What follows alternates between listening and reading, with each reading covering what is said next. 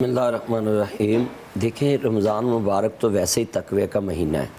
یا ایھا الذین آمنوا کتب علیکم الصیام کما کتب علی الذین من قبلکم لعلکم تتقون۔ رمضان مبارک میں تو اللہ کریم نے قرآن مجید میں یہ بھیجا ہی رمضان ہمارے لیے کہ ہم تقوی طہارت حاصل کریں۔ تو تقوی طہارت خالی حلال حرام ایک چیز کا نام نہیں ہے کہ ہم کوئی چیز بیچتے ہیں تو اس میں حلال حرام کی تمیز کر کے لیں یا دیں۔ ہر کام ایسا جو اسلام نے منع کیا ہے، جس کو منع کر دیا ہے تو سمجھ لیں کہ آپ نے اس کے قریب بھی نہیں پھٹکنا۔ تو میں یہاں اپنے سارے چند مکھن ملائیوں کو پیغام دیتا ہوں کہ آپ جو بھی کام کرنے لگتے ہیں، آپ کو یہ رمضان ٹرانسمیشن جو پیام رمضان کے نام سے آپ کے تک نشریات پہنچائی جا رہی ہے، اور پبلک نیوز پہ جتنی اسلام کا کام ہو رہا ہے، تو آپ کو ہر شعبے میں حلال حرام کی تمیز کرنے کے لیے، جس طرح آپ اپنی بیماری کے علاج کے لیے ڈاکٹر صاحبان کے پاس جاتے ہیں، جیسے ہمارے ساتھ چند بیٹھے ہوئے ہیں ڈاکٹر صاحب، تو اسی طرح آپ اس کے علاج کے لیے علماء کرام کے پاس جایا کریں۔ آپ لائیو کال کیا کریں۔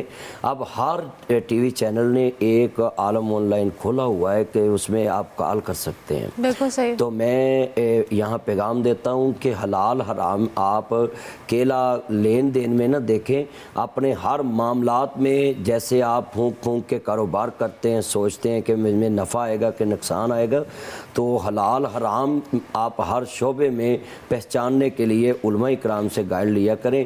تو اس میں ہم آگے جا کے ڈسکس کریں گے کہ کون کون سی چیزیں حلال ہیں، کون کون سی حرام ہیں، اور کس کس چیز سے ریلیٹڈ ہماری زندگی گزر رہی ہے۔ سب سے پہلے تو ہمیں یہ دیکھنا چاہیے کہ ہم جو کاروبار کرتے ہیں اس میں ہم اتنا مال کما کے سارا نفع اپنے گھر لے جاتے ہیں، اور جو ہمارے ماتحت لوگ ہوتے ہیں جن کے ذریعے ہم نے پیسہ کمایا ہوتا ہے، ان سے ہم کبھی بھی اتنا اچھا سلوک نہیں کرتے کہ وہ ہمارے برابر اچھے کپڑے پہن سکیں، ہمارے برابر آ سکیں۔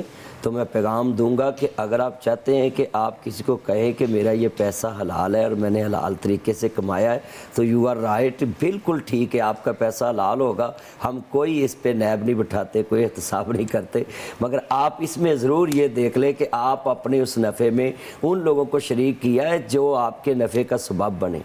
یہ بڑی امپورٹنٹ بات ہے، اور ہم ہمیشہ جو ڈومیننٹ رہنے کی کوشش کرتے ہیں، لیکن ہم ان لوگوں پر حاوی آنے کی کوشش کرتے ہیں جو کہتے ہیں نا وہ ماڑا بندہ ہوتا ہے، اس کے اوپر جا کے ہم حاوی ہو جاتے ہیں۔ اچھا علامہ صاحب، ایک اور بات جو کہ ظاہر ہے ہم اس موجودہ دور کی بات کر رہے ہیں، ابھی پہلے بغدادی صاحب سے بھی میرا یہی سوال تھا کہ ڈفرینشیٹ کرنا بڑا مشکل ہو جاتا ہے۔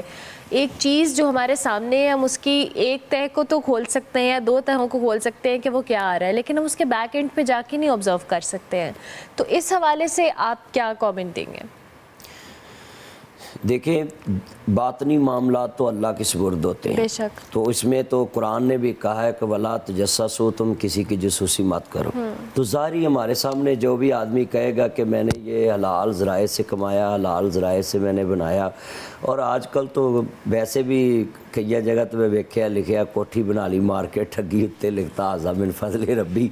تو یہ اللہ کا فضل تو سب پہ ہوتا ہے، اللہ کسی سے زیادتی نہیں کرتا، اللہ کسی سے ظلم نہیں کرتے، اللہ پاک ہر ایک کو دیتا ہے۔ مگر اسلام کا نظام جو ہے نا، وہ لوگ جو دنیاوی عالمی دنیا وہ کہتی ہے کہ سبھی مساوات برابر کا ہونا چاہیے، مگر اسلام نے محنت پہ کہا ہے کہ جتنی آپ محنت کریں گے تو اتنا ہی زیادہ اللہ کریم آپ پہ مہربان ہوگا، آپ کے کاروبار میں برکت ڈالے گا۔